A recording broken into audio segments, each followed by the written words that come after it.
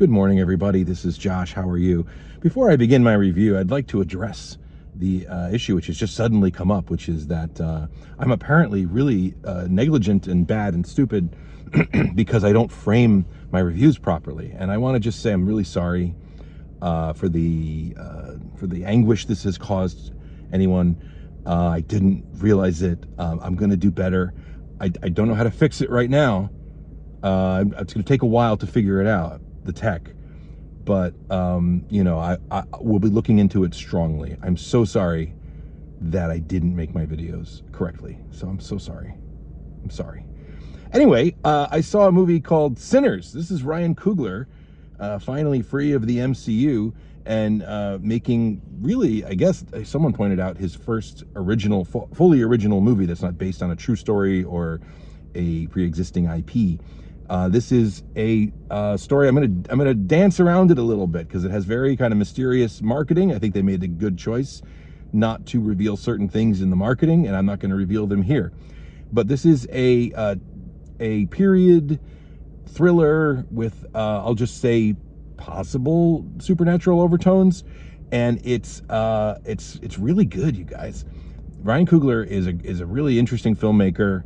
And there's this really, awkward moment when these directors make like big hits for Marvel and then they step out into the world to do something new and something else. And it doesn't always go great.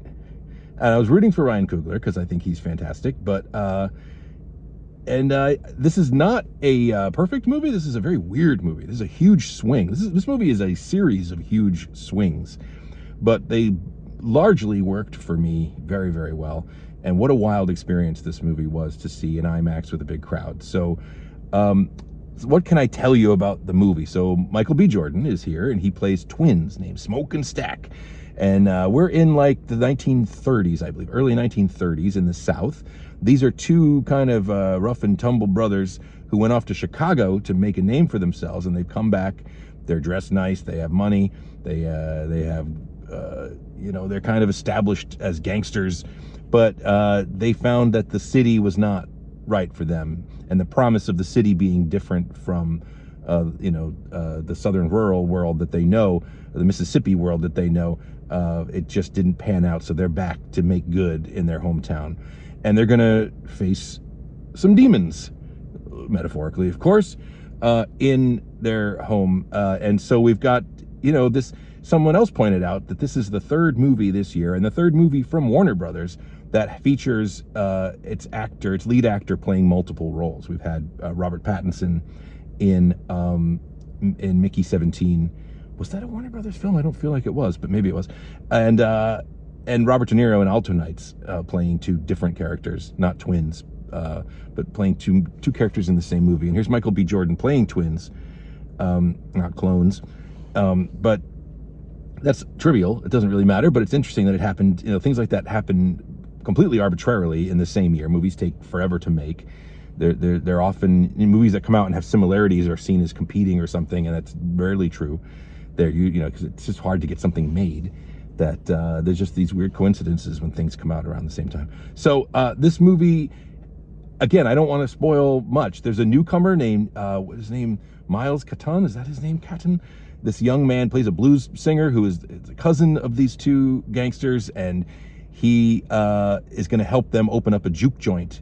And this whole movie takes place over one night in this sawmill that's been converted to a juke joint. And I'm not going to spoil anything else, just say that there's like themes of there's themes. Well, it's a lot about music. It's a lot about like generational trauma, and they deal with religion in a really interesting way. Kind of looks at a dichotomy of there's a great speech. Delroy Lindo is in this movie, and he's incredible, and he's got a great speech about how they forced this religion on us, but blues is ours, blues is real. And that's a very interesting theme of the movie. There is a musical sequence in this movie. I'm not going to say anything about what it is and what happens in it. It's one of the first giant swings that this movie takes. And boy, it's crazy, but I had a blast. And Haley Steinfeld is in this movie, and lots of interesting people. And Ryan Coogler is one of the best and most consistent filmmakers we have. So I hope he keeps doing it. And this is going to be a shorter review because I just, maybe I'll do a spoiler catch up or a podcast or something to talk about it in more detail. But I just don't want to spoil anything for you if you're going to go see it. Again, it's so many big swings and not everything lands. But in a time when, we can't say that nothing interesting ever gets made anymore. I've argued that in the last couple years. We can't really say that nothing gets made. We've had a lot of crazy big swing indie movies, but a lot of stuff gets thrown at the wall and it doesn't always stick. And here's Ryan Coogler throwing it all at the wall and most of it sticks. So a really, really interesting movie that will be fun to sit with and see again someday, to see, what, because I'm still not sure how every element of it holds up together, or comes together. I don't know. But all I know is that it was an absolute blast to see it. And we're lucky that this guy is making movies and that Ludwig Göransson is doing music in his movies and that Michael B. Jordan is still, his creative muse, apparently. So check it out, guys. Sinners is an excellent time. And that's going to do it for right now. I'm going to now drive to Buffalo in just a little bit. I'm going to go spend the weekend with some friends. Enjoy this holiday weekend. You may not see this till after. I don't know what my release schedule is going to be. I'll try to get this up today. Anyway, thank you for watching, and I'll talk to you again soon. Shorts and other goodies coming soon. I will try to do something about the video. I don't know what's going on. I don't know.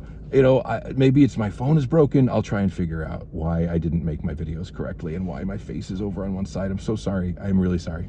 All right, guys. See ya. Bye.